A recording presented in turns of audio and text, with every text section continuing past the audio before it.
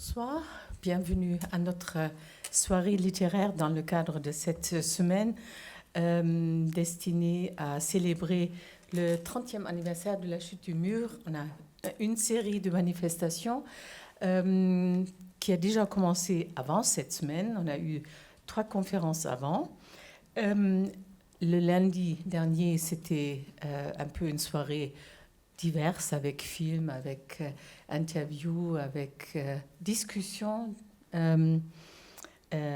Ce soir, en tout cas, la présentation d'une œuvre, traduite d'une version bilingue de l'œuvre de Klaus Schlesinger, sous le titre « La fin de la jeunesse », une des nouvelles qui est présentée dans ce recueil, qui réunit les quatre nouvelles, en fait, traduites par Daniel Argelès et son père, Jean-Marie, ici présent dans la salle, mais qui veut rester discret, si j'ai bien compris.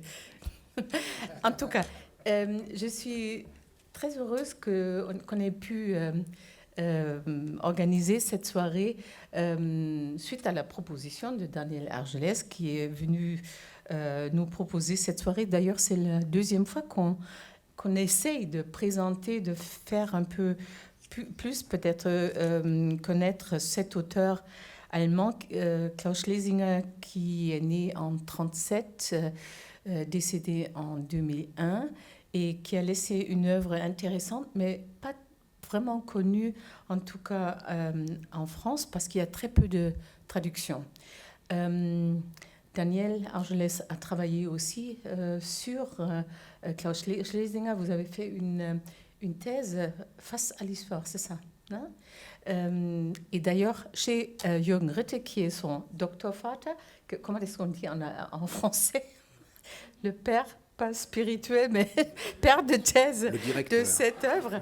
Et je suis très contente que Jürgen Ritter, un ami de la maison, très connu auprès de notre public, professeur de littérature à Sorbonne Nouvelle, et qui intervient souvent à la radio, qui fait des traductions lui-même et qui est, qu'est-ce qu'on dit, publiciste, essayiste, bon, plusieurs titres. En tout cas, ce soir, il est là pour discuter avec Daniel Argelès sur l'œuvre de Klaus Schlesinger, sur ces 4 nouvelles. Et je pense qu'on aura l'occasion aussi d'entendre des passages lus par vous. Et aussi, on aura l'occasion d'écouter aussi la voix de Klaus Schlesinger aussi, parce qu'il y a un témoignage, une lecture audio qui nous attend aussi. Je pense un programme varié. J'espère que ça vous va plaire et que nous aurons l'occasion aussi de discuter après. Et si les autres qui sont en train de regarder l'exposition dans le hall, s'ils nous laissent un peu de Rotkäppchensekt, on pourrait continuer après aussi dans le hall. Merci. Merci Christiane. Donc, j'ai compris qu'il faut se dépêcher si on veut encore voir. Merci Christiane de nous accueillir ici, d'ouvrir ta maison une fois de plus à Klaus Schlesinger. Et donc je suis donc très heureux, très honoré, très flatté de me trouver à côté de Daniel. Si jamais il y a un père spirituel ce soir, c'est bien lui. C'est donc la deuxième, la troisième, la quatrième fois qu'il m'entraîne dans une aventure autour de Klaus Schlesinger. Donc la première, c'est vrai, c'était la thèse, et c'est à l'occasion de cette thèse, donc on n'est jamais directeur de thèse, on est le dirigé de la thèse, puisque c'est Daniel qui m'a tout appris sur Klaus Schlesinger dans ce livre magnifique. Malheureusement, il n'est pas sur la table. Tu le vends ce soir? Non, ça serait local. Ah oui, très bien, donc il sera là. C'est là que j'ai appris beaucoup de choses sur Klaus Schlesinger, et c'est là que je l'ai vraiment connu. Et donc on en parlera un tout petit peu de cet auteur dont tu avais dit qu'il est peut-être injustement trop peu connu, pas tout à fait inconnu, mais trop peu connu. Daniel a fait ce qu'il a pu, puisqu'il n'y a pas que la thèse, il y a aussi des colloques. Et le livre sur Klaus Schlesinger, c'est une thèse, certes, mais c'est aussi un livre. C'est une grande monographie, c'est la seule qui existe en français, et c'est une des rares qui existe tout court. Et nous avons donc le plaisir et l'honneur aussi ce soir d'être avec sinon le spécialiste de l'œuvre de Klaus Schlesinger, parce qu'il ne ne parle pas seulement en tant que traducteur, fils de traducteur, donc le virus s'est transmis de père en fils dans cette famille, mais il parle aussi en tant qu'ami de Klaus Schlesinger. Il l'a connu, et je pense que c'est encore un autre point de vue, un point de vue très intéressant, qui se rajoute à celui de l'exégèse, de l'interprète, du spécialiste universitaire. C'est pas peu de choses, mais ça, c'est encore un élément qui me paraît très, très, très intéressant. Voilà, donc cette soirée ne pouvait pas mieux tomber. Nous sommes entourés de 2 expositions, donc il y en a une qui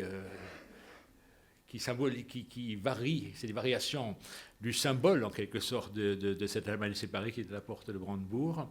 Et derrière, dans le hall, il y a des photos sous le titre Défaire le mur, faites par un photographe français. Et là, c'était l'évocation de la RDA. Et Klaus Schlesinger, c'est donc justement l'écrivain qui était des 2 côtés. Donc on dit très souvent, surtout parmi les germanistes français, quand on dit un écrivain allemand, ça ne marche pas. Il faut toujours dire écrivain de langue allemande pour ne froisser aucune sensibilité, parce qu'il pourrait être autrichien, suisse, allemand de l'Est, allemand de l'Ouest, etc. Donc Klaus Schlesinger, écrivain allemand, a 2 titres, puisqu'il est aussi bien l'écrivain de l'Est que de l'Ouest, écrivain de Berlin-Est, écrivain de Berlin-Ouest. Après, on peut discuter, est-ce qu'un écrivain de Berlin est un écrivain allemand, ou est-ce que c'est quelqu'un qui a un statut complètement insulaire, un peu à part. Tout cela, Daniel va nous expliquer tout cela. Donc, la question que tu as posée aussi, je la reprends volontiers. La question, c'est que c'était qui, Klaus Schlesinger? Quand est-ce qu'il a commencé à écrire? Et comment est-ce que tu l'as connu? Dans quelles conditions? Et est-ce que cette connaissance personnelle de l'auteur, est-ce que c'était quelque chose qui t'a inspiré plutôt? Est-ce que ça se gêne aussi quand on écrit sur quelqu'un qu'on connaît bien? Merci Jürgen pour cette question difficile. Il y a beaucoup de pères dans cette pièce. Il y a un Doktorvater, il y a un père au sens propre. Il y a Klaus Schlesinger aussi, qui était un peu une figure comme ça pour moi. Donc on va essayer de ne pas être trop oedipien quand même, mais d'en profiter pour présenter cet auteur donc peu connu en France. Je préciserai qu'il y a quand même des spécialistes de cet auteur en Allemagne. Astrid Köhler a fait une très très belle biographie. D'ailleurs, je dois avoir ça là. J'ai apporté quelques... Ah non, c'est pas ça du tout. Alors la technique, c'est mal parti. Je vais essayer de ne pas perdre le fil, mais je voudrais quand même présenter voilà, la biographie écrite par Astrid Köhler sur Klaus Schlesinger et qui fait vraiment référence. Un écrivain allemand, sans doute, c'est sûr. La question pour lui, ce sera surtout de savoir qu'est-ce que ça veut dire l'Allemagne, au bout du compte. Parce qu'il en a connu beaucoup. Il a connu l'Allemagne du Troisième Reich, il a connu l'Allemagne défaite dans une ville divisée, un pays divisé. Il a connu la RDA à ses débuts. Il a connu ensuite Berlin-Ouest et la RFA, et ensuite l'Allemagne réunifiée. Donc, écrivain allemand, effectivement, mais c'est une histoire compliquée, puisqu'il a vécu dans au moins 5 ou 6 versions de régime politique. Et écrivain berlinois, ça c'est sûr, et on y reviendra certainement. Je voudrais, en tout cas avant de continuer, remercier vraiment Christiane Deussen et la maison Heinrich Heine pour accueillir de nouveau une soirée sur Klaus Schlesinger. On avait fait une lecture ici il y a 2 ans, où on avait lu quelques textes traduits en français, et on avait émis le vœu à l'époque de pouvoir publier quelques-uns de ces textes, et donc ça s'est réalisé, et donc je suis vraiment très content de pouvoir revenir ici pour présenter ce petit ouvrage qui est une des retombées de cette soirée-là. Pardon, je reviens là.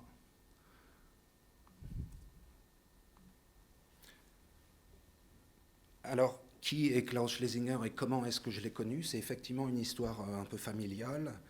On peut peut-être effectivement commencer par là, parce que l'avoir connu n'a vraiment pas compliqué l'écriture scientifique. Au contraire, ça a vraiment nourri la chose.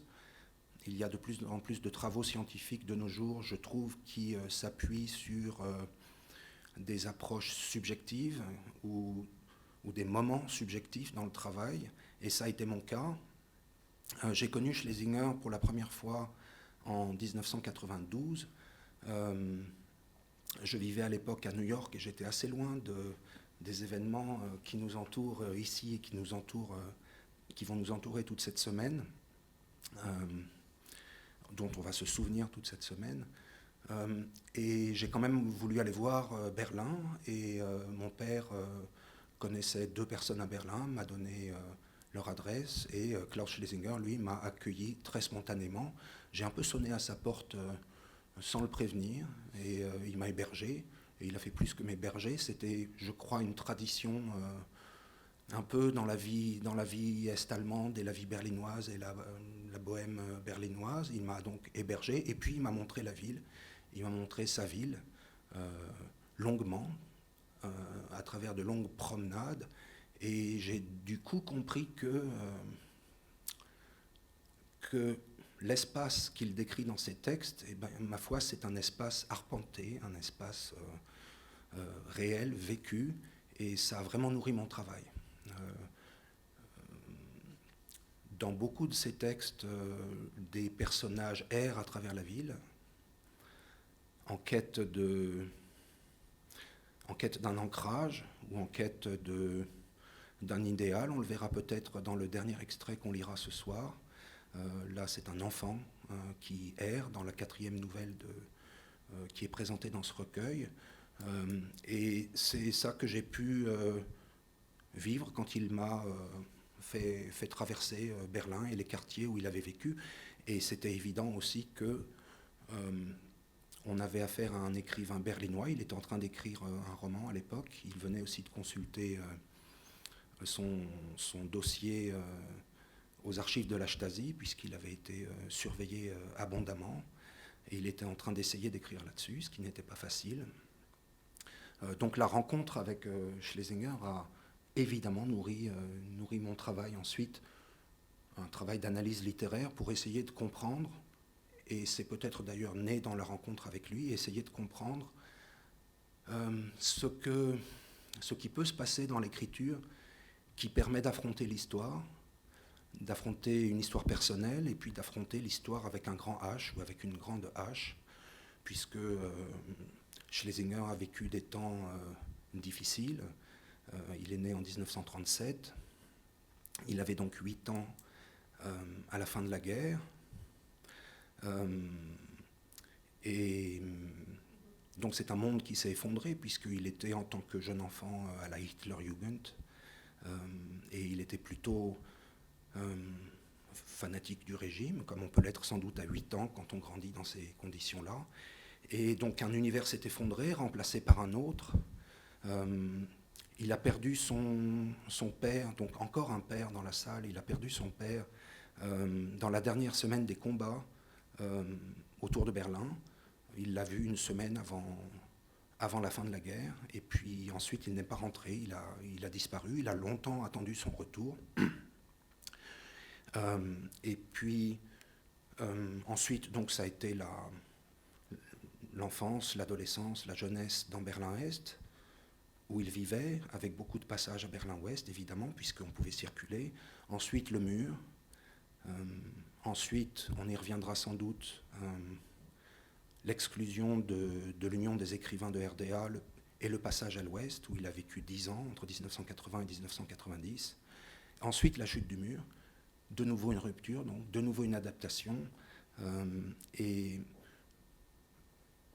donc, un auteur évidemment confronté à l'histoire, et je trouve que ce qu'il y a de plus intéressant dans ces textes, finalement, c'est ça, c'est à la fois des personnages et l'auteur lui-même qui se confrontent à l'histoire et qui essayent d'en faire quelque chose.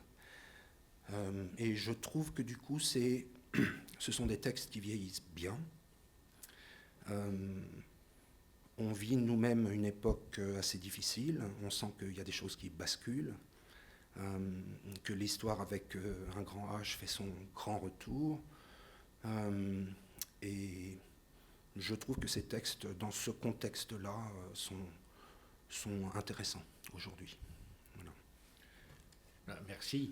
Donc on reviendra sur ces textes qui sont, donc les 4 textes qui sont dans ce recueil. On va en lire certains extraits qui sont donc effectivement des textes qui datent de plusieurs époques dans la vie de Schlesinger et qui s'affrontent à plusieurs de ces époques dont tu parles, dont tu viens de parler. Mais autre question, comment Schlesinger est-il venu à la littérature? Donc est-ce que c'est un écrivain né? Est-ce que c'est quelqu'un qui vient des institutions de la RDA où on formait les écrivains? Ou est-ce que c'est quelqu'un qui est un écrivain fait un self-made écrivain, un self-made writer?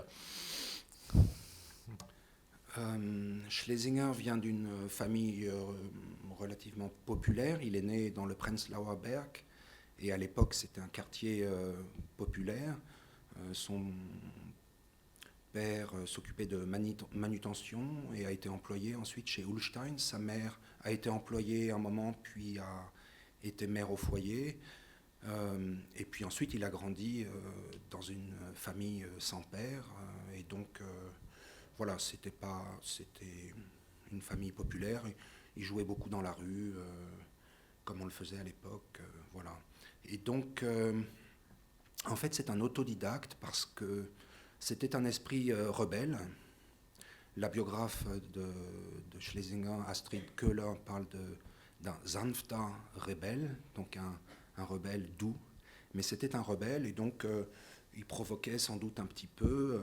Il n'aimait pas être aux endroits qu'on lui assignait et donc il se déplaçait toujours. Et à l'âge de 14 ans, il a placé une brochure qu'il avait récupérée à l'Ouest, du plan Marshall, et il l'a placé dans la poche d'un de ses camarades de classe qui était à l'époque le seul qui était à la FDJ, donc à l'organisation de jeunesse est-allemande, et il s'est fait renvoyer de l'école. Et donc il a ensuite trouvé une place d'apprenti. Il est resté longtemps apprenti, puis il a trouvé une place de laborantin en chimie à l'hôpital de la Charité. On en trouvera quelques traces dans un des extraits qu'on va lire. Et puis, c'est là qu'il a commencé à écrire, très influencé par le cinéma américain, sans doute. Un de ses premiers textes, c'est un scénario intitulé Blues, qu'il a écrit avec un ami à lui, qui n'a pas abouti, qu'on retrouve dans les archives aujourd'hui.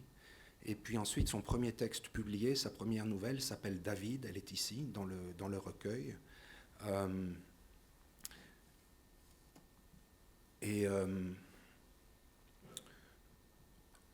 L'écriture démarre en fait de façon un peu instinctive, je crois, chez lui, sur ce besoin d'écrire sur un des premiers problèmes de l'histoire pour lui, c'est-à-dire l'histoire de l'Holocauste, de la Shoah et de la culpabilité du père dont il ne savait pas ce qu'il avait fait pendant la guerre. Et donc, il commence à écrire là-dessus une très très belle nouvelle, vraiment, David, qui raconte l'histoire d'un enfant juif du ghetto de Varsovie qui est dans la résistance et qui est interrogé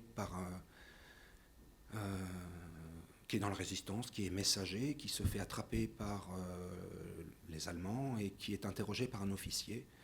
Et se joue là, donc, finalement, toute la culpabilité de la génération des pères et la propre culpabilité de Schlesinger qu'il ressentait très très fort. Il a parlé lui-même de névrose. puisque pendant l'interrogatoire, l'officier allemand sort une photo pour amadouer le jeune enfant qui s'appelle David. Il sort une photo de lui-même et une photo de son fils, qui a le même âge que David. Et donc, finalement, la photo du fils est le même âge que Schlesinger. Et donc, cette photo du fils de l'officier allemand qui est là présenté au jeune David dans le ghetto de Varsovie, c'est finalement Schlesinger lui-même, enfant, qui prend place dans une histoire qu'il aura du mal à porter, énormément de mal à porter, et qui donnera lieu donc à cette nouvelle, David, à une esquisse de nouvelle qui s'appelle Michael. Il s'agit là d'un adulte, d'un jeune adulte qui pense avoir reconnu son père sur une photo, dans un livre d'histoire, une photo de massacre en Pologne, et qui s'interroge et qui se confronte à son père. Donc on voit bien là que Schlesinger se confronte à son père dans la littérature parce qu'il n'est plus dans sa vie. Donc là, il y a vraiment effectivement quelque chose de l'ordre de la névrose ou de la difficulté à vivre tout ça. Et ensuite, il en tire un roman, son premier roman, qui sera publié en 1970 et qui s'appelle aussi Michael. Et il vient à l'écriture comme ça, par cette première nouvelle, et il n'a pas suivi de formation en RDA du tout. Il a appris à écrire un peu tout seul. Il a suivi un seul cours, qui était un cours de journalisme, un cours de reportage, et qui a été d'ailleurs interrompu parce qu'il y a eu une reprise en main idéologique à un moment qui a fait que ce cours sur le reportage a été interrompu. Il n'a pas pu continuer dans la voie du journalisme, et il a donc continué tant bien que mal dans la voie de l'écriture littéraire. Il est donc arrivé de façon instinctive, je crois, dans la littérature, et il y a pris pied peu à peu, appuyé par un auteur connu qui s'appelle Franz Fuhrmann, qui a été un peu son mentor, encore un père qui se balade par là. Voilà. Oui, donc David figure dans le recueil sur lequel on reviendra tout à l'heure, et peut-être on aura aussi le temps encore de lire un tout petit peu de cette première nouvelle, qui est effectivement une nouvelle assez poignante. Quand on lit la biographie de Schlesinger, quand on va un peu sa trajectoire à travers l'histoire, son passage à l'Ouest en 1980, on ne peut pas s'empêcher de penser à un titre de Peter Schneider, Mauerspringer, donc le sauteur du mur. Lui-même, il a tenu un journal sur cette période-là. Et le titre, je ne sais pas si le titre du journal, c'est Fliegender Wechsel, donc c'est un terme emprunté moi je le connais du hockey sur glace, quand les joueurs changent en pleine partie, etc. Et donc tu nous as apporté un morceau de Fliegender Wechsel, où donc la problématique entre Est et Ouest, être entre les deux chaises ou sur les deux chaises à la fois, ça c'est toujours la question avec Schlesinger, est évoquée. Donc on va peut-être commencer par une lecture d'un extrait de ce journal. Oui, merci Jürgen. On a effectivement pensé qu'il était intéressant dans le cadre de cette semaine de se concentrer surtout sur des textes qui tournent autour de la division Est-Ouest. On pourra éventuellement, si on a le temps, revenir sur David, mais on a pensé plutôt lire des extraits autour de la question de la division allemande et du mur de Berlin. Effectivement, Klaus Schlesinger était un Mauerspringer, un sauteur de mur, puisqu'il avait du cul des deux côtés. Et Peter Schneider, dans son ouvrage, en fait, rencontre un écrivain est-allemand à Berlin-Est. Il lui donne le nom de Pommerer, mais en fait, c'est très exactement Klaus Schlesinger. Mais bon, c'est la petite histoire. Oui, je vous propose de lire un extrait. Donc, ça n'est pas dans ce petit recueil. C'est tiré de ce journal. Klaus Schlesinger donc, a protesté contre la déchéance de citoyenneté infligée à Biermann, qui sera là la semaine prochaine. C'est extraordinaire. j'ai peur d'avoir cours ce soir-là, je ne pourrai pas venir, c'est vraiment dommage, à moins de trouver une solution. Et comme beaucoup, il a protesté contre cette déchéance de citoyenneté, et 3-4 ans plus tard, il a fini donc par passer à Berlin-Ouest, où il a vécu 10 ans. Et c'est là qu'il a écrit ce journal, un journal de passage précipité d'Est en Ouest, et un journal d'atterrissage forcé à l'Ouest, dans la culture, dans la bohème de Berlin-Ouest. Puisque très vite, il a habité dans un squat et ce genre de choses. Donc, l'extrait que je vais vous lire est tiré de ce journal que Schlesinger tient après son passage à Berlin-Ouest, en mars 80. Sa femme, Bettina Wegner, la chanteuse, très connue en RDA à l'époque, a décidé, elle, de rester à Berlin-Est, là où ils habitaient, avec 2 de leurs enfants, et lui est passé à Berlin-Ouest avec le plus grand. Ils sont cependant en train de se séparer avec Bettina Wegner, sachant qu'elle quittera elle aussi Berlin-Est 2-3 ans plus tard. L'extrait qui suit se situe quelque part donc au printemps 1980, fatigué par une fête branchée de Kreuzberg. Le protagoniste, donc Schlesinger, sort se promener avec une certaine Marie, ancienne auteure de RDA elle aussi, passée un peu plus tôt que lui à l'Ouest, et avec qui d'ailleurs une relation débute. À l'angle de la rue, donc ils sortent de cette fête à Kreuzberg, et évidemment Kreuzberg, c'était une fête qui se trouvait à quelques pâtés de maison du mur. À l'angle de la rue, l'autre côté du mur, les immeubles trapus, à 4 étages, les rues coupées en 2, je déteste tout cela. Et pourtant, cela m'attire d'une façon difficile à décrire. Dans la Lindenstraße, nous sommes montés sur le poste d'observation à côté de l'immeuble Springer.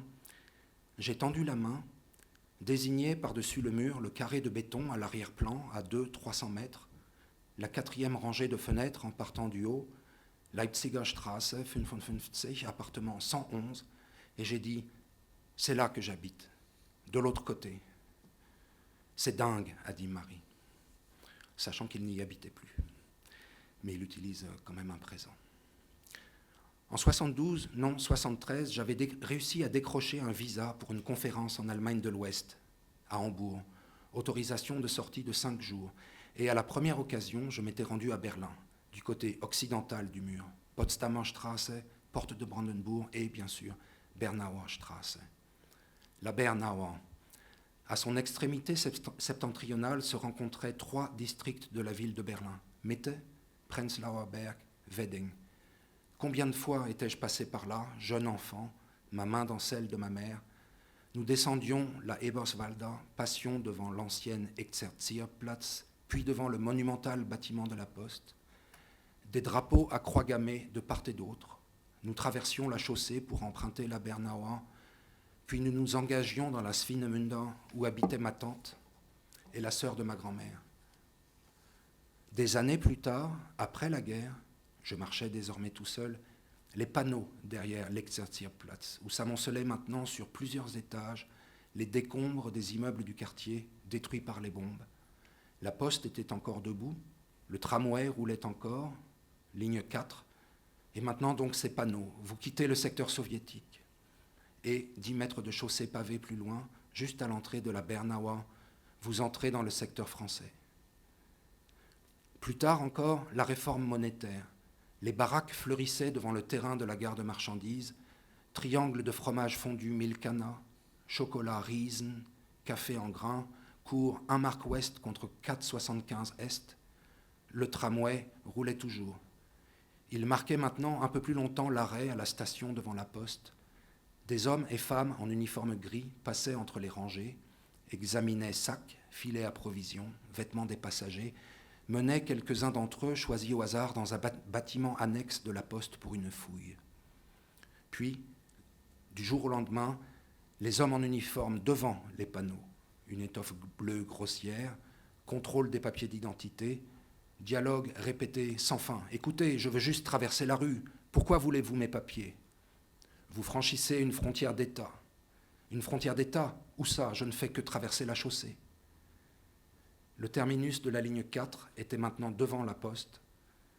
Les automobiles ne passaient pas. Des dos d'âne en asphalte avaient été coulés en travers de l'Eberswald. Et un jour, tout cela s'était volatilisé. Les uniformes gris, les uniformes bleus, les panneaux étaient renversés, les dos d'âne démolis. Des groupes de gens se tenaient à l'angle de la Bernauer, des exclamations, des clamins, des discours, et soudain, un cri, des sifflets, des huées, des cars de police remontaient la rue à toute allure, ils viraient dans l'Oderberger en faisant crisser leurs pneus, la foule s'éparpillait, des bouts d'asphalte récupérés sur les dos d'âne démolis filaient à travers les airs, atterrissaient sur les toits des véhicules, les uniformes bleus à l'arrière rentraient la tête dans les épaules. C'était tôt le matin du 17 juin 1953. Et en fin d'après-midi, des chars avaient pris possession des lieux, les canons tournaient vers l'ouest. Le passage fut impossible pendant quelques semaines. Puis tout reprit son cours habituel, on échangeait des devises, on trafiquait, on allait au travail ou au cinéma. Une ou deux fois par semaine, je rendais visite à ma sœur qui vivait dans la Bernauer, côté ouest, et avait un téléviseur. J'apportais de la charcuterie et du beurre, dissimulé sous ma veste, et rapportais des magazines et des livres de poche dans l'autre sens, eux aussi cachés sous ma veste. Le dimanche, nous allions en groupe au cinéma à l'ouest ou dans une salle de jeu, jusqu'à ce qu'un jour, il y ait de nouveau des chars dans la Bernauer. Les canons tournaient vers l'est cette fois. C'était un dimanche, il y avait de la bruine et il faisait froid pour la mi-août. J'ai longé ce jour-là toute la frontière nord. Je ressentais un mélange de profond ébranlement et quelque part de compréhension. Une phrase s'imprima dans ma mémoire, attrapée au vol quelque part près d'un attroupement de gens abasourdis. Mais ils ne peuvent quand même pas faire ça. Appel lancé par-dessus les têtes des soldats qui, carabines baissées, barraient la chaussée et le trottoir. Puis, des semaines encore après cette journée, des groupes de part et d'autre de la frontière qui se faisaient signe par-dessus le mur rapidement assemblés. Une fois, j'avais aperçu ma sœur postée quelques minutes au premier rang d'une de ces estrades de bois montées à la hâte, de l'autre côté. Il y avait 12 ans de cela. Et maintenant, en 1973, je me trouvais au même endroit qu'elle à l'époque. L'estrade avait cédé la place à une structure métallique. Je contemplais de l'autre côté l'enfilade d'immeubles de l'Oderberger, le bâtiment de la poste, la proéminence herbeuse du stade, les baraques côté occidental, décrépites, les immeubles côté est, démolis à partir du premier étage, les stores baissés où des lambeaux de rideaux étaient restés coincés, des noms de magasins en train de s'effacer, réparation de poupées ou bois et charbon, des cavités de fenêtres où transparaissait le mur, construit 1,5 mètre en retrait. L'immeuble de ma sœur côté ouest était démoli, tout comme les bâtiments en face de l'église abandonnée située côté est, à côté du cimetière où on ne pouvait entrer que les dimanches et jours fériés sur autorisation de la police. Métamorphose d'une rue de Berlin ayant eu le destin d'être située à la frontière de 3 districts. En 1973, à l'ouest, j'avais couru jusqu'à la Voltastrasse, emprunté aussitôt l'escalier de la bouche de métro. Il y avait toujours cette voix prévenant par haut-parleur que c'était la dernière station de Berlin-Ouest. De nouveau, ces battements de cœur, cette sensation d'oppression autour de la poitrine, la rame se mit en mouvement, le tunnel tout noir, puis la station Bernauer Strasse dans la pénombre, délabrée, et, une minute plus tard, la Rosenthaler Platz. La rame traversait les stations désaffectées plus lentement. Je scrutais la lumière crépusculaire, aperçus la silhouette fantomatique d'un policier du métro, des réclames antédiluviennes, le jaune soufre sali du carrelage, et, à peu près au niveau du deuxième panneau indiquant la station, j'eus sous les yeux l'image de la rue de Berlin-Est, qui se trouvait là, à 5 mètres au-dessus de moi, l'immeuble au numéro 5 où nous vivions alors, au 2e étage, 3 chambres en sous-location. Il était autour d'1 heure. Les enfants devaient être rentrés de l'école, étaient attablés pour le déjeuner dans la pièce de devant, sous une reproduction de Miro. Et là, à cet instant, quelque chose se contracta en moi. J'étais assis là, le visage pressé contre la vitre, et pendant quelques secondes, je fus incapable de respirer. « C'est dingue », avait dit Marie sur l'estrade dans la Lindenstraße.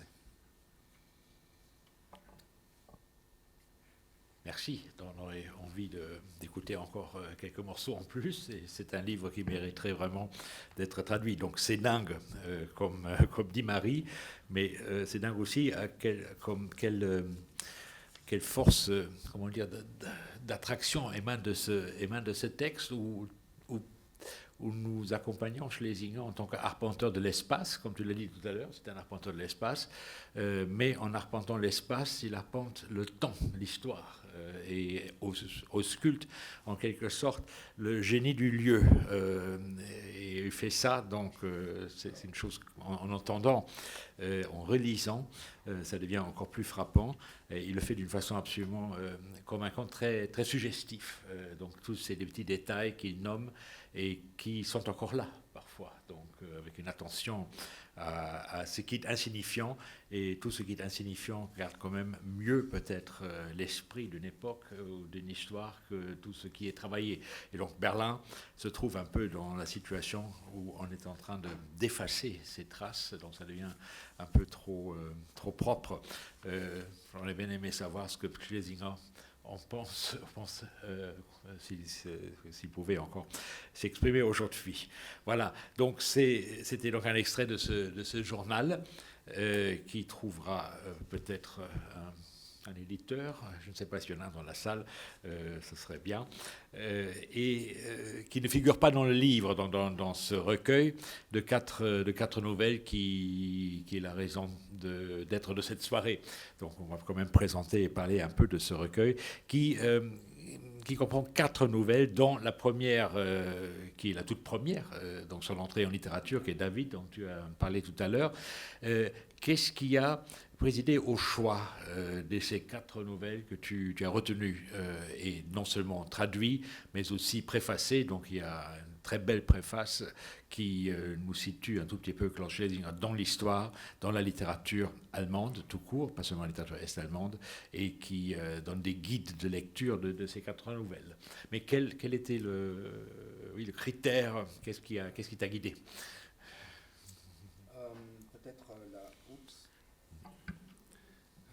Peut-être la notion d'histoire, justement. Marie, sa collègue écrivaine, auteur, qui dit « c'est dingue », en fait, en allemand, c'est « Wahnsinn », qui est effectivement le mot qu'on a prononcé toute la soirée du 9 novembre. Wahnsinn, incroyable. Un autre auteur, Uwe Jonsson, parlait de l'inouï de ce jour-là. Et Wahnsinn, ça renvoie justement, je crois, à ce qu'on ressent encore à Berlin quand on y va, au fait que un lieu renvoie à un moment d'histoire, et à travers ce moment d'histoire, à des tas d'autres moments d'histoire. Ça devient poreux et les temporalités circulent. Et ça, c'est toujours le cas chez Schlesinger. Les temporalités circulent en permanence. Circulent en permanence. Donc l'histoire. Et en fait, ce recueil, l'idée m'en est venue en enseignant, parce que je donne des cours sur la littérature allemande à l'école polytechnique. Ce ne sont pas des spécialistes de littérature, mais c'est des élèves qui sont souvent très intéressés. J'en salue un ou deux dans la salle, d'anciens élèves. Quelques enseignants aussi de l'école polytechnique qui sont là. Et l'idée, c'était de leur présenter, d'abord de les faire lire. Parce qu'en fait, beaucoup d'élèves qui ont fait de l'allemand en font longtemps, 7 ans, 8 ans, 9 ans, 10 ans, et on s'aperçoit qu'au bout de 10 ans, ils n'ont encore jamais lu un seul livre en entier en langue originale. Et donc, on essaye de faire ça. Et donc, c'est un peu plus adapté à des élèves ou aux temporalités d'aujourd'hui. C'est plutôt 4 nouvelles au lieu d'être un gros roman. On pourra revenir sur ce choix. Mais donc, on a décidé aux éditions de l'École Polytechnique de démarrer une collection bilingue qui se déclinera dans plusieurs langues. Ce ne sera pas seulement en allemand. On prévoit déjà un deuxième volume en allemand, mais j'espère que le deuxième volume sera en russe, etc., en anglais. Voilà. Et là, le choix, c'est l'histoire. La première nouvelle, David, se déroule pendant la Seconde Guerre mondiale, dans les années 40. La deuxième, qui s'intitule « La mort de ma tante », se déroule dans les années 50, au tout début des années 50, donc dans la ville divisée, mais où on franchit facilement la frontière, sauf que chaque franchissement de frontière, à Berlin, et comme chaque fois qu'on franchit une frontière, c'est la définition des frontières, il y a un risque, il y a un moment où des choses se mettent en jeu, c'est toujours un peu existentiel, et c'est ce qui se produit pour la tante. La tante dont il est question dans cette nouvelle, c'est d'ailleurs pas autobiographique, mais c'est la tante, c'est ce qui est arrivé à la tante de Schlesinger lui-même. C'est une nouvelle moins littéraire que d'autres, écrite de façon très très simple, en tout cas en apparence, qui est un peu, qui ressort un peu du domaine de la protocole littérature, donc la littérature du compte-rendu en quelque sorte, ou du procès-verbal, essayer de rendre compte de la société telle qu'elle est. Donc c'est les années 50. La troisième nouvelle, dont j'aimerais lire bientôt un extrait, se déroule le 13 août 1961, donc le jour même de, on ne peut pas dire la construction, mais de la mise en place du mur. Et donc ça, c'est vraiment très intéressant, évidemment, pour des étudiants. Et on commence à voir un itinéraire se dessiner. Et la quatrième nouvelle, qui s'appelle Neun, en français 9 ans, raconte l'errance et la quête d'un enfant dans le Berlin-Est des années 70. Donc on a 4 périodes. Et c'est ça qui a présidé au choix des nouvelles.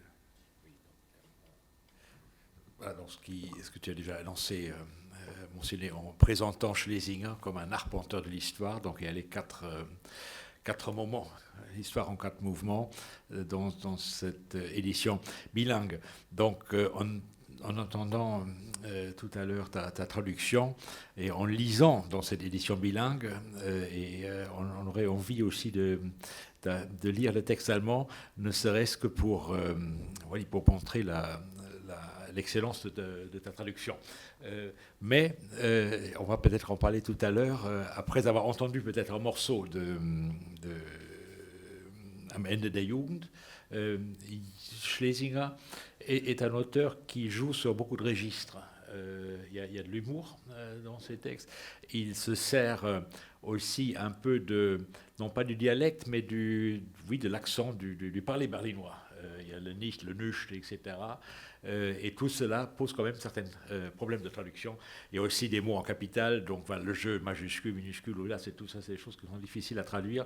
Mais voilà, tu vas peut-être nous dire quelque chose par rapport à cet aspect-là aussi, qui, voilà, pour donner voix à Schlesinger en français. C'est une voix très variée, donc ça m'a beaucoup étonné quand j'ai lu les 4 textes. Il y a aussi 4 mouvements de l'histoire, mais aussi 4 pas 4 styles, mais 4 tonalités, voilà, disons-le comme ça. Donc il joue 4 registres. Et dire 4 registres, c'est ça ce qui est assez intéressant. Donc on va peut-être entendre un de ces registres pour se faire l'oreille. Et ça sera donc am Ende der Jugend, aussi donc en hommage du traducteur qui n'est pas Daniel, mais Jean-Marie Argelès pour cette nouvelle-là. Am Ende der Jugend. Merci Jürgen. Oui, deuxième extrait, donc toujours autour de la division Est-Ouest, sur le matin ou le jour de la construction, de la mise en place du mur. Cette nouvelle a été publiée en 1977, après beaucoup de déboires avec la censure, mais elle a fini par être publiée en RDA. Et elle a été traduite en 2003 par Jean-Marie, et elle est parue dans un numéro de la revue Temps Moderne, un numéro dédié à Berlin en 2003 qui s'appelait Berlin Mémoire, un très beau numéro. Je vais lire la fin de la nouvelle, donc c'est un peu un spoiler, mais c'est pas grave parce que on peut la lire plusieurs fois cette nouvelle. Elle tient la route à ce niveau-là. Pour situer brièvement l'extrait, donc on est au matin du 13 août 61, peut-être un peu plus tard que ça d'ailleurs, parce que le protagoniste a fait la fête pendant la nuit, il s'est couché tard. Donc le régime a fermé les frontières pendant la nuit. Le protagoniste, comme Schlesinger, est laborantin à l'hôpital de la Charité. Il se réveille tard à côté de sa compagne, Marie, qui est enceinte. Le chef de service de l'institut où il travaille vient frapper à la porte, peut-être pour l'avertir, mais peut-être aussi parce qu'il fait le tour des popotes pour vérifier qui est parti et qui n'est pas parti, ou qui est en train de se décider à partir, puisque la frontière se ferme. Il s'appelle Rosenberg, ce chef de service, et c'est un communiste convaincu qui pense que la mise en place du mur est la véritable naissance, l'heure de naissance du socialisme allemand. Gottfried, le protagoniste, se met à la recherche de son ami inséparable qui s'appelle Martin, qui est plus âgé que lui, qui est un peu un modèle pour lui, ils sont inséparables. Il le retrouve dans un bar et une altercation s'ensuit parce que Martin essaye d'expliquer à un ouvrier frontalier très très frustré de cette fermeture des frontières puisque ça l'empêche d'aller travailler à l'ouest comme il le faisait depuis 15 ans.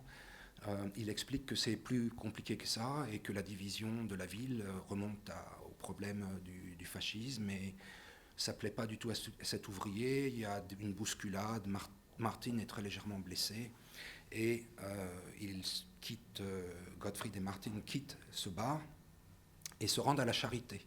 Il faut savoir que la Charité est située en bordure, est située au bord, à l'est, mais au bord de la frontière, qui est marquée à cet endroit-là par un canal. Des soldats ont évidemment ont bloqué les rues adjacentes et filtrent l'entrée dans l'hôpital de la Charité, qui est un grand campus, si j'ose dire, mais ils les laissent entrer puisqu'ils y travaillent. Au laboratoire, les discussions sont animées. Un autre laborantin proteste, dit qu'il y a des alternatives face auxquelles nul être humain ne devrait être placé. Et puis, ils reçoivent un coup de fil. Martin reçoit un coup de fil d'un collègue qui s'appelle Grombal, qui leur dit de venir d'urgence le retrouver à la radiologie, au service de radiologie. Nous sortîmes pour aller au service de la radiologie qui se trouvait dans la partie nord-ouest de l'hôpital, à proximité immédiate de la frontière. Grombal avait son bureau au rez-de-chaussée, mais comme il n'était pas encore arrivé, nous fîmes les 100 pas dans le couloir. Il ne devait certainement pas tarder. Nous longions lentement les bancs vides, couleur ivoire, sur lesquels s'asseyaient les patients les jours de consultation, fumant et tapotant notre cendre au-dessus des récipients en forme de caisse fixés au mur. Puis nous nous retrouvâmes au fond du couloir, exactement devant la porte donnant sur la rue. J'appuyais sur la poignée qui était dure et fraîche. Je ne sais toujours pas aujourd'hui ce qui m'a poussé à le faire. Tout le monde savait bien, en effet, que la porte était verrouillée. Tout comme chacun savait aussi que seuls quelques pas la séparaient de la frontière. Aujourd'hui, je me demande souvent si j'aurais appuyé sur la poignée en sachant ce qui allait s'ensuivre. J'appuyai donc sur la poignée et ouvris la porte. La lumière du soleil me surprit au point que je fermai vivement les yeux. Je sentis la main de Martin dans mon dos qui me poussait doucement en avant. Je sortis, mais m'arrêtai au bout d'un ou deux pas, si bien que Martin parvint à ma hauteur, me dépassa, descendit les 2 marches menant à la rue pavée et s'immobilisa à son tour. Je le suivis avec hésitation et ne compris qu'alors dans quelle situation nous nous trouvions. Je vis à notre droite, assis ou 7 mètres peut-être, les uniformes gris acier des hommes des groupes de combat, les mitraillettes qu'ils portaient à l'épaule, le camion qui tournait vers nous la gueule noire de son arrière bâché et dont quelques hommes déchargeaient des barrières grillagées pour les disposer immédiatement en travers de la rue, exactement entre eux-mêmes et la foule des gens qui les regardaient. Je vis, à notre gauche, le pont qui enjambait le canal aux eaux troubles et poisseuses de pétrole. Je vis un groupe de policiers en uniforme vert, une Jeep française et des reporters traînant nonchalamment, appareils photo ballant à leur cou ou à leur poignet, et, devant nous, façade haute et grise, l'aile d'un bâtiment officiel avec, un peu en avant, ses arbres au maigre feuillage vert et jaune, puis les gens derrière le grillage qui se complétait peu à peu, un grillage fraîchement peint, rayures couleur d'herbe sur la pierre grise de la rue, et il y avait cette odeur de poussière, d'eau de canal et de fin d'été qui me frappa avec la même force soudaine que l'intuition de me trouver en un lieu que je n'étais pas en mesure d'occuper. Obligé de faire quelque chose, d'aller à gauche ou à droite, une obligation qui ne résultait de rien d'autre que d'elle-même. Il suffisait pour y satisfaire de quelques mouvements du corps, 10 ou 12 pas peut-être, pas plus. Nous étions au milieu, à égale distance, des uniformes gris acier des groupes de combat de ce côté-ci et des uniformes vert olive des policiers de l'autre côté. C'était une position, mieux une situation dont je sus d'instinct qu'elle n'était pas à ma mesure, que je ne pouvais pas lui faire face au niveau voulu. Oui, j'éprouvais une sensation physique de petitesse, et ce fut un choc d'une telle violence qu'il me fut pendant quelques secondes impossible de me mouvoir. Lorsque l'homme des groupes de combat le plus proche tourna la tête, nous remarqua, et plus effrayé que menaçant, mais d'un ton qui n'en était pas moins tranchant, nous cria « Reculez, citoyens !» Ce qui eut pour effet immédiat d'attirer l'attention du groupe de personnes à notre gauche. Et je sentis les regards des uniformes verts, des regards vigilants, tendus, presque suggestifs, tandis que les reporters portaient leurs appareils à hauteur d'yeux, et à droite aussi, 3-4 douzaines de paires d'yeux étaient braqués sur nous, des regards non moins vigilants, non moins tendus, non moins suggestifs. Je ne sais pas combien de temps cela dura, sûrement pas plus de quelques secondes. J'étais certain que tout serait bientôt terminé. Ma paralysie, cet étrange sentiment d'inanité, tout cela va bientôt être fini, pensais-je. Et au moment où je réussissais à bouger mes épaules, Martin avança.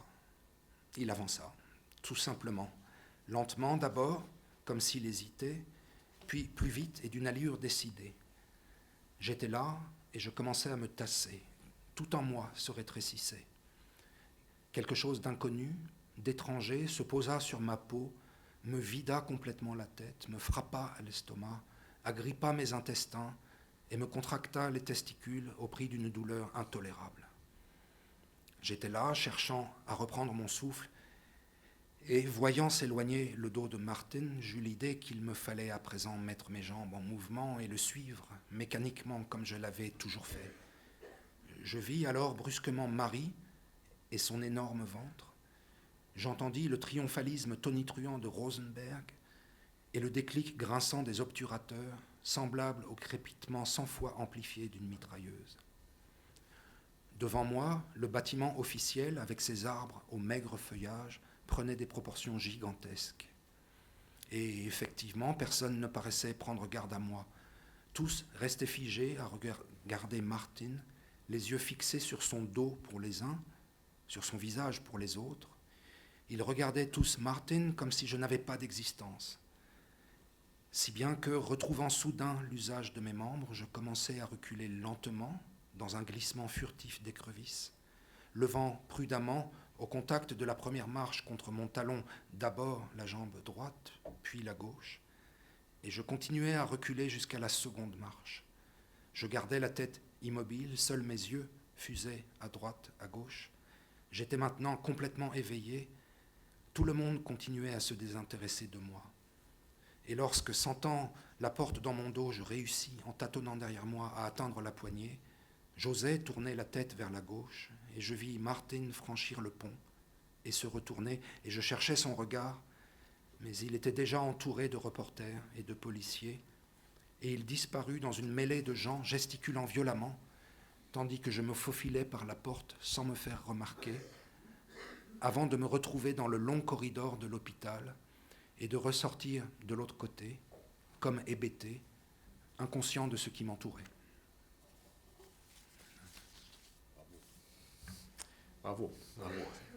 C'est, comme aurait dit Uwe Jonsson, inouï.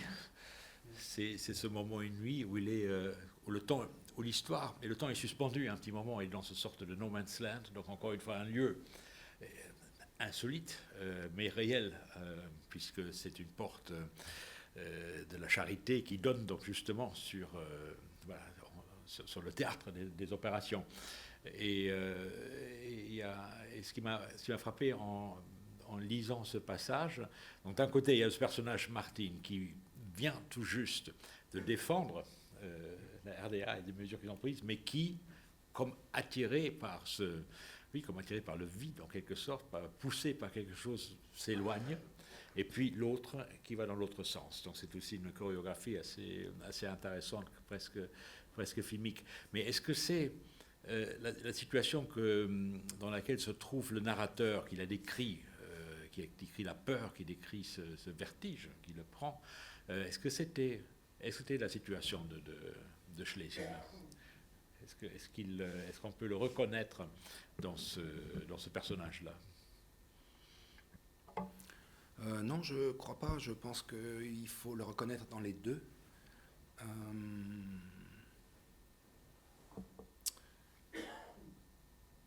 Ce qu'il y a d'original dans cette nouvelle, c'est qu'il place l'action à l'intérieur du mur, au lieu de la placer d'un côté ou de l'autre. Et donc, il rompt toutes les perspectives habituelles, et au lieu de voir soit un soldat arriver à l'ouest, soit de voir... On est à l'intérieur. Et à partir de ce moment-là, il ne peut se produire que... Enfin, ce qu'il décrit, c'est un dédoublement, qui sera à l'origine de toute une série de livres qu'il va écrire ensuite, un dédoublement. Il y a une nouvelle trop longue pour figurer dans ce recueil qui fait 100 pages, qui s'appelle Le dédoublement d'Erwin Rachol, qui... Nous avons droit à une petite visite. Ah, il faut que ça soit plus près, on ne m'entend pas bien. D'accord. Et puis, il y a un roman qu'il écrira dans les années 2000 qui s'appelle Trug, qu'on peut traduire peut-être par un leurre, qui raconte la rencontre de deux alter-ego qui ont vécu pendant 20 ans de part et d'autre du mur, l'un à l'est, l'un à l'ouest, et qui finissent par échanger leur place. Et ce qui se passe dans cette nouvelle, c'est un peu la matrice de ce dédoublement, c'est l'impossibilité de choisir, et pourtant la nécessité de choisir, et le fait que pour des raisons qu'on ne maîtrise pas et qui sont contradictoires, puisque l'un justifiait le mur et part, l'autre ne supporte pas le triomphalisme du chef de service et reste pourtant.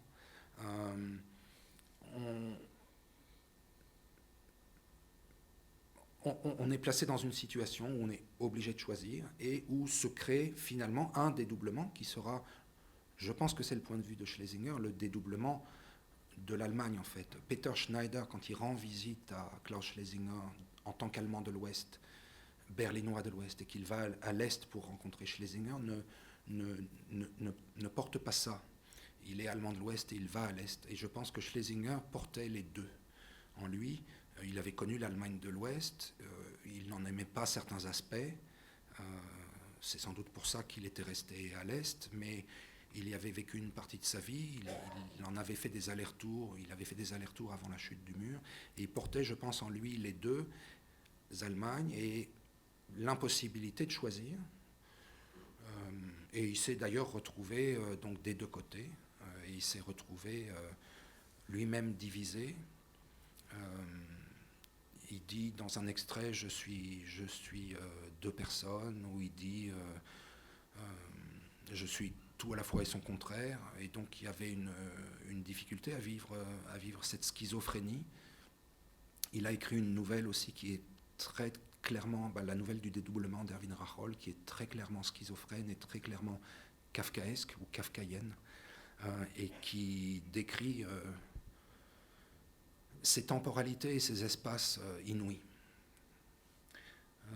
Mais je crois que Schlesinger, lui, alors je ne sais pas, je me trompe, il y a des gens dans la salle qui l'ont mieux connu que moi. Je crois qu'il avait sans doute ces deux côtés-là. Un côté, le côté de celui qui part en avant et le côté de celui qui hésite et qui... oui, oui, bah, toujours est-il que j'ai rarement lu des scènes où on rend le moment décisif de l'histoire aussi sensible que dans cette scène-là. C'est le moment décisif où il faut se décider, où on est décidé, quelque chose décide à la place des sujets, mais ce sont des moments rares, mais voilà, et il les met en scène d'une façon vraiment très convaincante. Je n'ai jamais lu, je n'ai pas de souvenir d'avoir lu une description d'une scène décisive d'histoire comme ça. Petite histoire localisée, c'est ce petit endroit. Et si, on peut encore le voir aujourd'hui. Je suis allé avec le livre, pas avec le livre dans ma poche, mais bon, la vraie lu, j'ai regardé cet endroit. Oui, voilà, on peut la voir encore aujourd'hui. On se dit, bah, quand même. Donc l'avoir trouvé, avoir choisi cet endroit-là aussi, c'est quelqu'un qui connaissait bien Berlin, qui pouvait choisir cet endroit-là comme lieu des opérations. Mais ce que tu as dit par rapport à la schizophrénie, donc à cette situation d'être dans l'un et dans l'autre, et pas dans l'un et pas dans l'autre, etc. Je me demande, est-ce que c'est cela qui l'a desservi peut-être en quelque sorte? C'est un écrivain reconnu, respecté. Les écrivains allemands de la main de l'Ouest l'ont bien connu. Il était aussi ami avec Christoph Buch, je crois. Mais, comme l'a dit Christian tout à l'heure, il n'a pas eu, en France au moins, et peut-être hors de France aussi, la même réputation, la même reconnaissance qu'une Christa Wolf, par exemple, alors qu'il aurait largement mérité. Donc, est-ce que c'est cette situation-là, de quelqu'un qui est sauteur de mur, ou peut-être même plus encore sauteur de montagne, du Prenzlauer Berg au Kreuzberg, donc 2 montagnes berlinoises, 2 fois la Bohème, 2 fois en marge, 2 fois dans une sorte d'indécision. Oui, je crois que ça ne l'a pas servi. Ça ne l'a sans doute pas servi de ne pas avoir une position immédiatement identifiable. Je crois que ce qui l'a desservi aussi, c'est de ne pas avoir eu une position idéologique de départ, finalement. Il s'est formé comme il a pu. Il n'avait pas une énorme formation théorique, il n'avait pas une énorme formation littéraire. Et il a beaucoup lu, évidemment. Il y a quelqu'un dans la salle, je crois, qui lui a apporté pas mal d'ouvrages de philosophie de l'Ouest, de l'école de Francfort, de ce genre de choses. Mais c'était pas quelqu'un qui voulait théoriser une position, et je pense pour une raison simple, qui tient peut-être d'ailleurs à des histoires de génération. Il se méfiait, je pense, de toute assignation, de toute place assignée, et il se méfiait beaucoup des idéologies.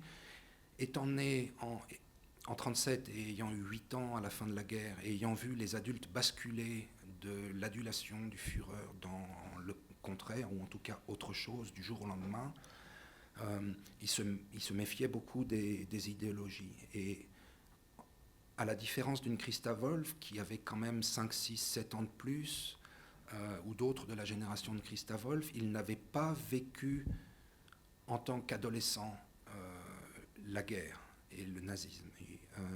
Il a plutôt vécu, je crois, l'effondrement à l'âge de 8 ans et les ruines derrière. Et donc je crois qu'à la différence de Christa Wolf, par exemple, il n'avait pas une espèce de reconnaissance envers la RDA comme pays qui allait faire le contraire du national-socialisme ou du fascisme. Et donc il n'avait pas cette loyauté que la génération de Christa Wolf a pu avoir pendant un moment, qu'elle a d'ailleurs gardé jusqu'au bout, cette espèce d'adhésion au socialisme, lui n'était pas là-dedans, je crois. Et il était plutôt du côté d'une faille, en fait. Et je crois que c'est depuis cette faille-là qu'il écrit, de cette génération. Les ruptures ont créé des failles, et c'est depuis là qu'il écrit. Plutôt que depuis il n'écrit pas depuis des questions politiques et philosophiques. C'est pas ça le point de départ. Et donc c'est plus difficile à s'approprier des points de vue comme ça. Surtout en France, je crois, où les débats sur l'Allemagne, sur la RDA étaient de toute façon très politisés. Et donc il n'était ni dans un camp ni dans l'autre. Il n'était pas non plus d'ailleurs, et ça c'est intéressant, donneur de leçons sur le fascisme par exemple. La génération qui vient juste après lui, c'est la génération des 68ards. Lui, il était un tout petit peu plus âgé que les 68ards. Les 68ards, souvent, n'avaient pas connu la guerre du tout et avaient une position plus idéologique contre la génération de leurs parents. Et plus véhémente. Et lui, son roman Michael sur la génération de son père et sur la question de la culpabilité de la génération des pères, il est tout sauf donneur de leçons, puisque ça devient au contraire très vite une interrogation sur soi-même et sa propre intransigeance. Et donc il n'a pas fait partie de ces auteurs qu'on a bien aimé lire en France, qui étaient des auteurs, à mes yeux, parfois un peu donneurs de leçons sur la question du fascisme. Il n'était pas non plus parmi ces auteurs qu'on aimait bien lire en France, qui étaient de la mouvance idéologique socialiste, mais un peu critique. Et donc, il est un peu passé inaperçu. Et puis, bon, c'est vrai qu'il n'a pas autant produit qu'une Christa Wolf. Et puis, il n'a pas produit d'écrits théoriques non plus, de réflexion méta littéraire sur la littérature, ce qui l'a aussi sans doute desservi. Mais je trouve que justement, c'est ce qui fait l'intérêt de ces textes aujourd'hui. Les 4 textes-là sont vraiment petits en taille, mais portent en eux un univers à chaque fois. Et du coup, ils survivent bien à l'histoire, autant qu'ils passent. Oui, voilà, donc c'est pas un écrivain qui écrit depuis des certitudes, ce n'est pas quelqu'un qui assène des certitudes, ce n'est pas un donneur de leçons, donc c'est quelqu'un hautement sympathique, et les gens comme ça, ils nous manquent, des donneurs de leçons, des certitudes, on en a beaucoup.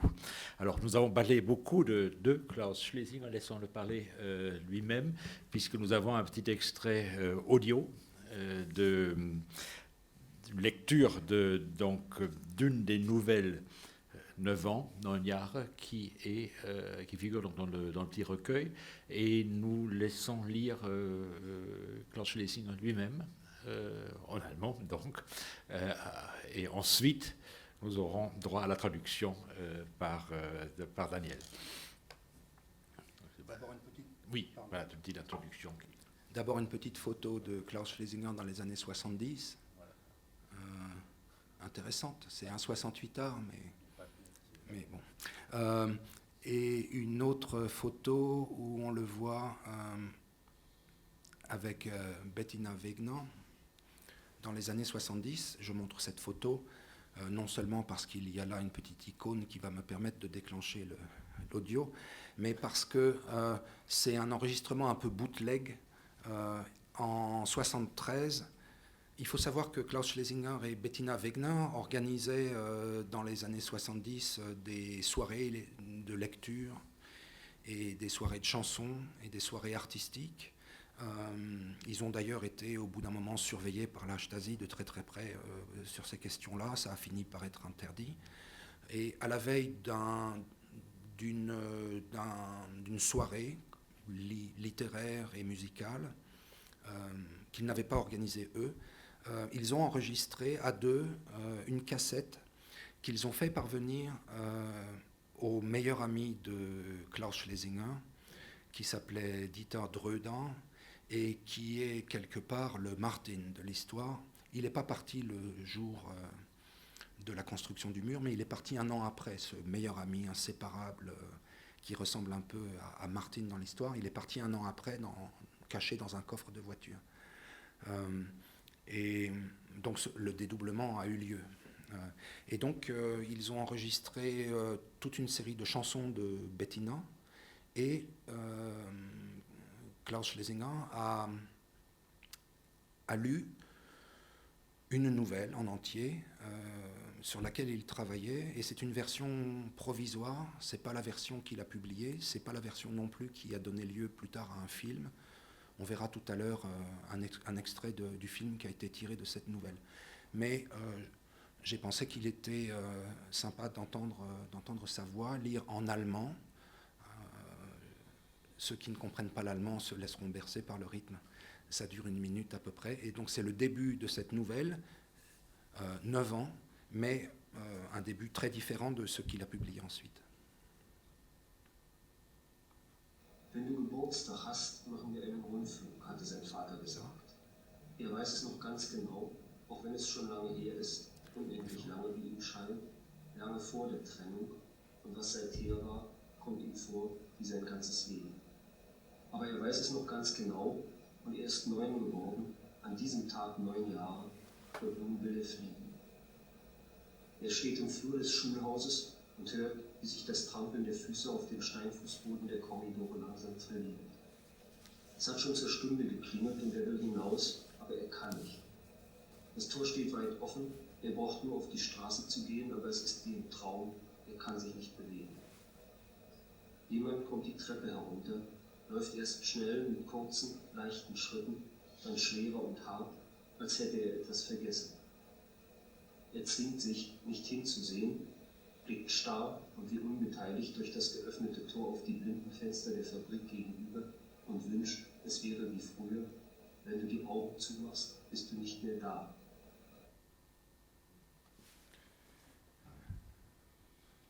Quel était ce bruit de fond? C'est un enregistrement fait sur un magnétophone à l'époque, et voilà, il a la qualité qu'il a.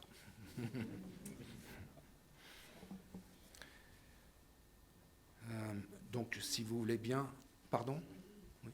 Si vous voulez bien, je vais vous lire le début, un peu retrafiqué, mais le début de la nouvelle 9, 9 ans en français. C'en est un qui veut voler. Il vient d'avoir 9 ans aujourd'hui, et maintenant il veut enfin voler. Il se souvient encore exactement que son père lui a dit « Quand ce sera ton anniversaire, on fera un tour en avion ». Il s'en souvient encore exactement, même si ça fait déjà longtemps, une infinité lui semble-t-il, longtemps avant la séparation, et ce qui s'est passé depuis, longtemps avant la séparation. Et ce qui s'est passé depuis lui semble faire le double de son existence. Mais il s'en souvient encore exactement, il s'en souvient le matin, quand, allongé sur son lit, il guette les bruits qui indiquent que le visiteur de sa mère est parti. Il s'en souvient à l'école, quand il regarde par la fenêtre et que la voix du maître se brouille et lui parvient de loin. Et il s'en souvient maintenant. Et il sait qu'une occasion comme celle-là ne se représentera pas. La classe est annulée, Madame Weise est malade, a dit le directeur. Puis, vous n'avez pas école aujourd'hui. Il devrait aller à la garderie, il n'est pas externe, mais il n'est pas obligé d'y aller. Il a 9 ans aujourd'hui et il veut voler. Tu es haut dans le ciel, tu planes et tout est tout petit. Partir donc, sortir d'ici. Et le voici dans le couloir de l'école. L'escalier de droite mène aux salles de classe, l'escalier de gauche mène à la garderie. La sonnerie a retenti, tous sont déjà partis et il est seul. Sortir donc et partir. Mais il a comme pris racine. La porte est là, mais il n'arrive pas à bouger. Externe ou garderie, demande une voix. L'homme est devant lui, il se tient exactement entre lui et la porte. C'est M. Nussing. Il ne le laisse pas sortir alors que lui, il veut voler. Il ferme les yeux et prend une profonde inspiration. « Libérez le passage, dit-il en reculant d'un pas. Mais l'homme rit et dit « Libérez-le vous-même ». Et à cet instant, il tire 2 coups, et l'homme lève brusquement les mains en l'air et se fige et tombe en avant. « Externe ou garderie ?» répète l'homme, plus pressant maintenant, plus impatient. Et il dit « externe », et il est pris d'une bouffée de chaleur, comme chaque fois qu'il est obligé de mentir. Et l'homme dit « alors vas-y, va retrouver ta mère ». Sortir donc, partir, filer, et vite. Il est 10 heures, et la mère rentre à 4 heures. Il faut qu'elle ne se doute de rien, ni de l'école buissonnière, ni du tour en avion, ni du père. Il reste encore 6 heures jusque-là. Il sera de retour, c'est faisable, personne ne se doutera de rien. À 4 heures, il sera devant la garderie, son cartable à l'épaule, en train d'attendre que la mère vienne le chercher. Mais d'abord, il faut qu'il se débarrasse du cartable, et puis, il a besoin d'argent. L'argent est dans l'appartement. Les 5 marques qu'il avait mis de côté un jour, et la tirelire. Son cartable, il le cache derrière un banc dans le parc. Pour entrer dans l'appartement qui est à l'entresol, il grimpe sur une poubelle et passe par la fenêtre, espérant que personne ne m'a vu. Les 5 marques et l'argent de la tirelire, sortir, partir. La rue, la ville de Berlin. Il fait froid encore, il y a des nuages, par moments un peu de soleil. Les tramways, les bus, les autos. Au vert, tu passes, au rouge, tu attends. Mais où va-t-il ? Il va chez son père, il veut voler. Papa l'a promis. Alors, il va chez lui et il sonne, mais personne n'ouvre. Il est sans doute juste sorti, aller faire une course, ou à la maison d'édition. Il va sûrement revenir. Il attend un peu, puis il s'en va, passe le temps. Le marché couvert, le mur, l'église. Il connaît tout ça, il habitait ici avant la séparation. Le marché, les rayons, les caddies, les gens. Un homme qui fait disparaître une bouteille dans la poche de son manteau. Comment il l'observe ? Comment l'homme voit qu'il l'observe ? Le mur, blanc, haut, infranchissable, avec la tour derrière, de l'autre côté. Et parfois des gens dessus qui regardent par ici. La mère dit « la frontière d'État ». Le père dit « ici et de l'autre côté ». Kata, son ami d'avant le nouvel appartement, dit « le mur ». L'église. Kata est catholique. Kata a 6 frères et sœurs. Il reçoit de l'aide de l'église. Du coup, il doit prier. Une fois, Kata l'y a emmené. Le froid qu'il y fait, il a fallu s'agenouiller. Bon sang, comment les genoux te font mal à l'église. Mais Kata croit en Dieu. Lui, il ne croit pas en Dieu. Kata, pas vraiment non plus d'ailleurs. Mais il dit, personne ne sait exactement. Kata est même chez les pionniers. La mère de Kata a dit, si tout le monde va chez les pionniers, Kata y va aussi. Le mercredi, c'est le jour des pionniers. Une fois, son père y est venu, avant la séparation, pour parler de son travail. Là, il avait été le plus grand dans la classe. Il rebrousse chemin, il sonne, mais son père n'est toujours pas là. Est-ce qu'il a oublié ? Tout simplement oublié ? Et il ne peut pas avoir oublié. Il a promis. Quand ce sera ton anniversaire, on fera un tour en avion. On va s'arrêter là sur ce début. Et on va montrer tout de suite oui, Jürgen. Oui, voilà. Donc c'est une lecture donc multimédia, puisque nous avons aussi un extrait du film qui est tiré de cette nouvelle, qui, donc je dois l'avouer, dans ce recueil est ma préférée. J'admire cette façon de Schlesinger de se glisser dans la tête d'un enfant, et de le faire aussi de façon linguistique. Donc c'est une langue qui n'est pas une langue d'enfant, mais qui en emprunte. Et c'est cette façon réitérée de revenir sur la promesse du père, un enfant en quelque sorte exposé à la trahison par les adultes, et sa volonté de vouloir voler, de s'échapper, etc. Donc toutes les questions politiques, les options idéologiques, tout est là-dedans. Tout est touché d'une façon ou d'une autre, et touche à tout. On a un panorama d'une société, et on a un enfant, un innocent qui est trahi. Voilà. Et ça, c'est absolument frappant. Donc lisez-le. Lisez les 3 autres aussi, d'ailleurs. Mais donc, Icare s'appelle le film, Icarus, donc celui qui veut voler. Et voilà, on va voir un petit extrait.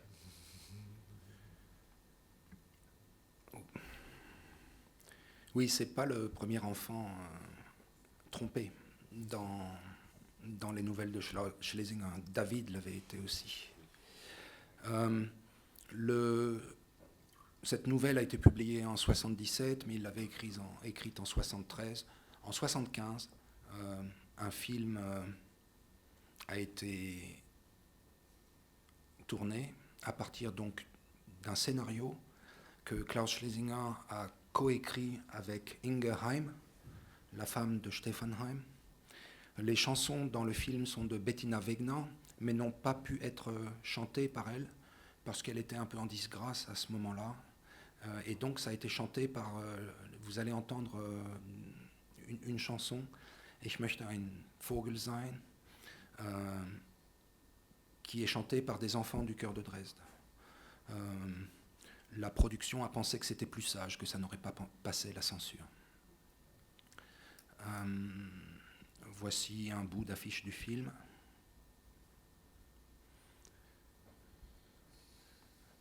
Et voici le DVD tel qu'il existe aujourd'hui. Donc c'est un film de Heiner Caro. C'est pas son chef-d'œuvre. À Heiner Caro, il est beaucoup plus connu pour Die Legende von Paul und Paula, un bon film. Voici donc un extrait qui se situe à peu près au début du film, et on y voit le père expliquer la légende d'Icare à l'enfant, et dans la pièce d'à côté, il y a la compagne, la nouvelle compagne du père. Est-ce que le film a eu des problèmes avec la censure ? De toute façon, c'est quand même un exploit de montrer Berlin d'en haut sans que le mur soit visible. Et puis cette volonté affichée de voler, d'être... non. Le film a eu vouloir voler. Un problème avec la censure, puisque Bettina Wegner n'a pas pu enregistrer les chansons, elles n'ont pas pu figurer dans le film. Il y a eu de longues discussions apparemment au sein des instances qui décidaient, mais en fait autour de la question du divorce et de la question de savoir si on pouvait montrer des choses comme ça, et puis si ça faisait passer un message cohérent et suffisant sur le régime socialiste. Et puis il y avait d'autres discussions qui ont eu lieu que je ne vais pas dévoiler ici parce que je ne voudrais pas raconter la fin, mais non, sinon c'est passé. Et c'est absolument étonnant que ça soit passé d'ailleurs, des phrases comme ça. Je veux être un oiseau et voler, je vois l'Amérique, je vois ceci, cela. C'est étonnant que ça soit passé. Moi, ça m'étonne. Voilà. Alors qu'ils ont discuté d'autres choses pendant longtemps. Mais c'était comme ça, la censure. Elle s'attachait à des choses parfois singulières, au lieu de s'attacher à des messages que finalement tout le monde comprenait, sans doute, à l'époque. Et moi, ce qui me frappe dans ce film, c'est le regard de l'enfant, cette espèce de volonté, cette quête entêtée, et qui se retrouve dans le flux de la nouvelle, dans le flux narratif de la nouvelle.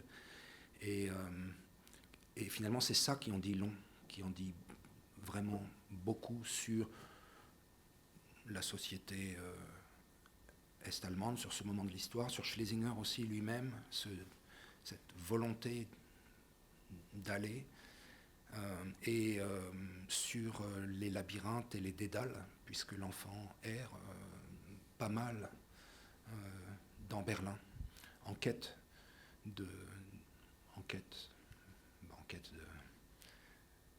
son idéal. Oui, voilà, donc nous avons dit qu'à la fin de ce film, de cet extrait, on peut passer la parole à la salle pour poser quelques questions si vous estimez ne pas avoir assez sur Klaus Schlesinger pour vous ruer sur les livres qui sont dehors. Mais nous pouvons aussi peut-être lire encore un extrait, si vous préférez, donc de la toute première nouvelle qu'il a écrite, donc son entrée en littérature, qui était David. Voilà, à vous de décider. Si vous avez des questions, c'est le moment de les poser maintenant.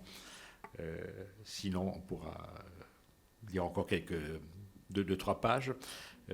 Voilà, je pense que comme ça, on reste à peu près dans les temps. Voilà, une question. Peut-être on peut faire les deux aussi. Oui, monsieur. Vous avez dit que son premier roman avait comme titre Michael. Et on est un petit peu intrigué, évidemment, quand on sait que Goebbels a écrit un roman qui s'appelle Michael. Est-ce qu'il y a un lien entre les deux? Est-ce que Schlesinger le connaissait? Sans doute, oui, il savait que ça existait. Est-ce que vous pouvez dire quelque chose là-dessus? Merci pour cette question. Je ne savais pas que Goebbels avait écrit un roman portant ce titre. Pardon? Son seul roman, d'accord. Non, je ne savais pas. Je ne pense pas que j'ai pas vu trace de ça du tout dans les écrits ou aux archives, les écrits de Schlesinger aux archives. Je me trompe peut-être. Moi, j'ai interprété ça plutôt comme le passage d'une première interrogation qui est la nouvelle David, avec un prénom donc éminemment éminemment juif. Passage à Michael, qui est der Deutsche Michel, donc interrogation là maintenant sur l'allemand. C'est plutôt comme ça que je l'ai compris. Mais après, je ne sais pas, il faudrait chercher. Je demanderai à un des ultra spécialistes de Schlesinger qui habite à Berlin et qui a absolument tout lu dans les archives et qui a aussi fait une thèse et publié un bouquin. Je lui demanderai, il saura. Il ne savait peut-être pas non plus. Je ne pense pas que les œuvres de Goebbels aient été beaucoup publiées en RDA, donc je me dis qu'il y avait des chances qu'il ne l'ait pas su. Voilà. Mais je ne sais pas.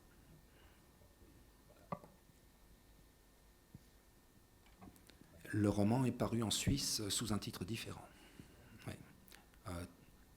Capellos Trommel. Un an après. Je voulais seulement ajouter quelque chose à propos du film d'Icarus. J'ai un peu de mal avec ma voix. C'était pas étonnant que ça passe sans problème, sans censure, parce que c'était un moment où il y avait Karov, Paul und Paula, die jungen Leiden des Neuen Werther von Blensdorf, un de ses amis aussi. Il y avait une sorte d'ouverture, peut-être pas si étonnante, je ne me souviens plus en ce moment, avec ma tête qui ne fonctionne pas très bien, quand c'était les Parteitages où il y avait une ouverture, c'était pas en 74? Je ne me souviens plus pour le moment, je n'ai pas en tête les dates. De toute manière, je trouve que ce n'était pas étonnant que ça passe sans problème. Oui.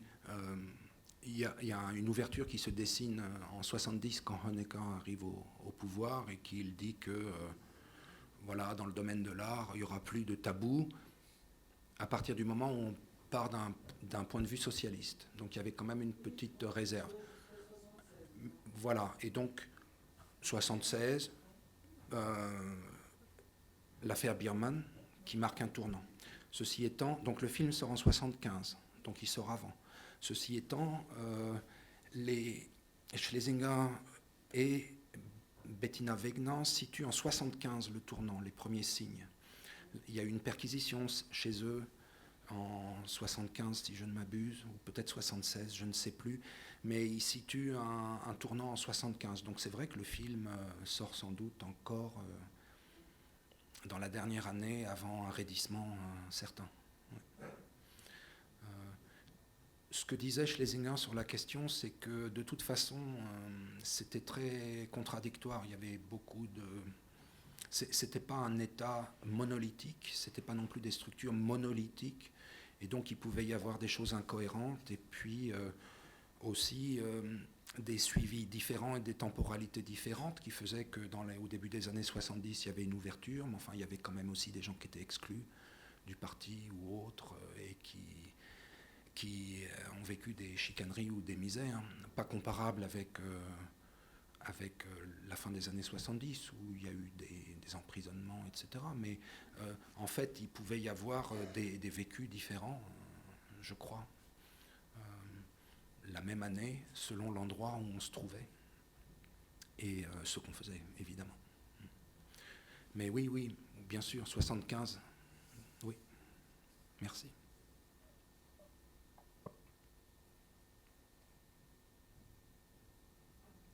Encore un tout petit bout de David.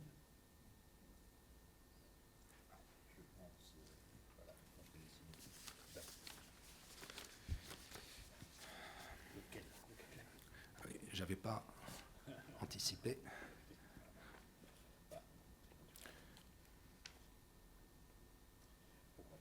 Oui, le début. J'essaye de voir. Ah, je sais où je vais m'arrêter. David.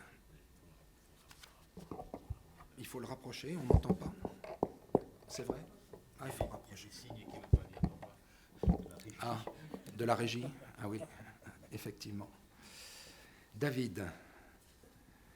La nouvelle est dédiée à Shannon Lent, ou Shannon Lent, le plus jeune des insurgés du ghetto de Varsovie, parce que Schlesinger avait découvert la photo de ce jeune garçon et de son père, encore un père, dans un ouvrage historique publié en Pologne, et ensuite en Allemagne de l'Est, et ensuite en Allemagne de l'Ouest, je crois.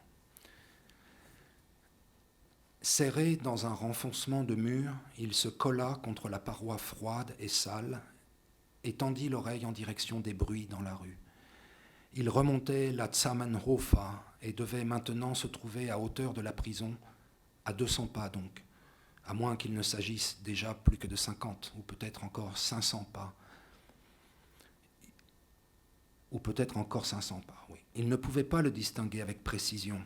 Son cœur battait si fort qu'il semblait presque couvrir le vacarme à l'extérieur.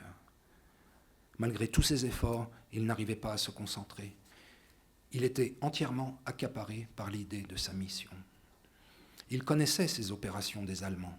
Il bouclait toute une rue et poussait les Juifs qui s'y cachaient vers l'Umschlagplatz. Lui-même, une fois, n'avait échappé que par hasard à une de ces rafles. Ses parents et son frère avaient été emmenés et déportés. Mais c'était il y a longtemps déjà, presque un an, et il vivait depuis dans le bunker, auprès d'oncle Dolek et des autres membres de l'organisation. Sa position n'était pas très favorable, car la sortie du fond de la pièce était obstruée par un écroulement de gravats, et il n'avait plus comme possibilité que d'attendre là, en espérant qu'on ne le découvre pas, ou de gagner les maisons d'en face et de s'échapper par les caves. Grâce à oncle Dolek, il connaissait bien le réseau compliqué des passages souterrains, car il l'avait souvent accompagné dans ses expéditions lorsqu'avec une équipe de maçons, il allait percer les murs des caves pour que les bunkers soient aussi reliés sous terre. Oncle Dolek avait établi les plans lui-même et il l'avait quelquefois regardé faire le soir, penché par-dessus son épaule. Plus tard, il voulait devenir constructeur de ponts, comme oncle Dolek, un métier auquel l'oncle le préparait autant que faire se pouvait. D'ailleurs, aujourd'hui, il avait été certain de réussir à passer, mais il n'avait pas prévu que les Allemands feraient sauter le bunker de Zygmunt Bauer. Personne n'en avait rien su, ni le commandant, ni oncle Dolek, ni les autres membres de l'état-major qui étaient dans la pièce ce matin. Cela avait dû se produire très tôt, car le couloir de cave était encore empli de poussière, de sorte qu'il n'avait pas pu y voir grand-chose, et qu'il avait été pris d'une forte toux. Il était donc remonté et avait longé la rue en courant, et c'est là qu'il les avait vus tourner à l'angle. D'abord un char, puis derrière, au pas de course, les soldats allemands. Il avait encore eu le temps de disparaître dans l'entrée d'un immeuble à moitié détruit. Il s'était vite caché dans une pièce aux grandes fenêtres vides, par lesquelles il pouvait voir les façades de l'autre côté de la rue. Il s'était tout de suite aperçu que l'immeuble n'était pas à son avantage et qu'il n'aurait sans doute pas pu trouver pire, mais il n'avait plus le choix. Il n'était guère probable qu'ils parviennent à rejoindre les immeubles d'en face. Il s'en rendait compte à présent. Les balles des Allemands l'atteindraient certainement, même en courant très vite et en faisant des zigzags. C'était trop loin, et il ne pouvait pas prendre le moindre risque qui mette en péril sa mission. C'est de bonne heure qu'oncle Dolek l'avait fait entrer dans la pièce et l'avait conduit jusqu'à la lourde table démodée où 6 hommes qu'il connaissait tous de vue se tenaient assis. Il connaissait aussi le grand maigre qui s'avançait dans sa direction. Tous les regards étaient posés sur lui, et oncle Dolek lui adressait des sourires d'engagement. Planté haut et sec devant lui, le commandant, alors qu'il savait sans doute la réponse, lui demanda avec gentillesse comment il s'appelait. « David First », répondit-il d'une voix pleine de respect. « Et quel âge tu as ?»« 9. »« 9 quoi? Des carottes ou des pommes de terre ?» Désarçonné par une question si gentille et pourtant si catégorique, qui le fit douter que le commandant puisse le prendre au sérieux, s'il n'était même pas capable de répondre avec précision à une question précise, il se corrigea et répondit « 9 ans ». Et on va s'arrêter là. Oui, voilà. 9 ans. Voilà, il y a des liens entre les nouvelles. Oui, les 9 ans d'Icare et les 9 ans de David, tout au début de la carrière de Klaus Schlesinger. Donc nous avons essayé de le présenter un tout petit peu, et nous avons fait donc un retour à ses débuts pour clore cette soirée. Et il ne me reste plus qu'à remercier Daniel et le féliciter pour ce travail extraordinaire dans ce beau livre. Il y en a peut-être d'autres traductions de Schlesinger qui vont suivre, je l'espère beaucoup, pour le public français. Pour ceux qui lisent allemand, donc ils peuvent toujours essayer de le lire en allemand, mais voilà. Il y a d'autres... Oui, on trouve ces bouquins. Certains, on les trouve encore publiés, d'autres, il faut les acheter d'occasion. Trug, c'est la nouvelle sur l'échange d'identité entre un Allemand de l'Est et un Allemand de l'Ouest. Et puis je voulais vous montrer, où est-elle, la couverture. Ah, elle a disparu. La couverture des nouvelles qu'on trouve, qui sont toujours publiées chez Aufbau ou Aufbau Verlag. Bon, je ne l'ai pas. Trug. Merci. Merci.